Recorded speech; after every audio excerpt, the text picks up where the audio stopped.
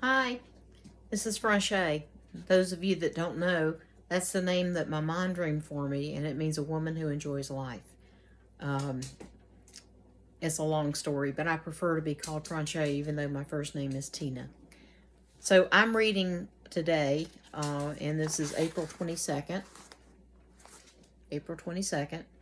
And I'm reading today out of this book, which is the Cherokee Feast of Days by Joyce Hifler. Okay? And you can order this book, and I highly encourage you to do it. Support her as an author. You can still get it in print, and there is the information on how to order it, okay? And the ISBN number. And I highly recommend that you support her and actually purchase your own book. So for April 22nd, today, it says, in the 1700s, the Natchez mother of a young chief suspected he had become involved in a conspiracy. He was being used by his elders to do wrong. She said, "Open your ears and listen to me. I have always taught you not to lie. Liars are lost in a world of their own making. We have seen it glamorized in a world of make-believe until the real world has difficulty telling the truth, even when there is no need to lie. Even the little white lies thought so harmless are barriers and wrongs that stand in the way of honor. A lie, in whatever form, is deceit. And deceit is a major block to answered prayer, to friendship, to stable lives.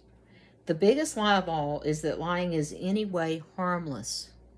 Truth sees through the thin veil of a lie, and all credibility is wiped out. But truth stands forever." Stongarm had this to say, "I have always taught you that a liar is not worthy of being considered a man." Wow. This is really significant for our times. It's about when you tell lies, even little lies, that it stands in the way of things that are positive for you. Okay, and the thing that I've learned is when a person begins to have a habit of lying, they just keep lying, and a lie is in truth deceit. And it's a major block to answers of prayer, supplication to Heavenly Father, our Creator. It is a major barrier to friendship and relationships that are healthy and good. And it's also harmful to a stable life. In the years in my family, it's always been, well, I'm going to tell you this, but don't tell so-and-so, you know. And then the other person in the family would find out something else, and they were told, don't tell so-and-so. And it was just always chaos, not about knowing what to say to somebody or not to say to somebody, or what you're supposed to remember to not say to this person or that cousin or this aunt or whatever. So I knew that as I got to be an adult and made my way in the world, that is not the way I wanted to live. It was drama and chaos that I did not want to have in my life. I tried very, very hard to be as honest as I possibly can be. We all have faults. And there are times when I just want family members, especially, off my back about things, because at my age, at 61 years old, I just kind of want to be left alone. I'm handling things. I'm an adult.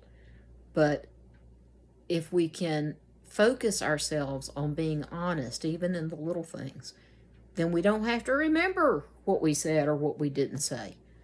And I'm not going to make any comment in terms of what's happening in world events, but I suspect that a lot of what we are experiencing is based on untruths and ideas that have been blown way out of proportion, both regardless of what political or whatever. Israel, Gaza, Iran, Iraq, Russia, the Ukraine, the border in Mexico, all the stuff that we see. And I will say this, though, that our leaders ought to be beyond reproach. Our leaders ought to be,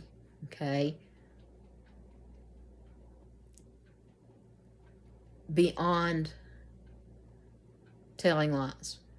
Everybody makes a mistake, but to just write out lie about something, that's just not cool. And we, as the grandparent generation, should be trying to foster honor and truthfulness and righteousness in all the things that Paul admonished in 1 Corinthians. Whatsoever things are lovely of good report, think on those things. Can't do that if you're being dishonest.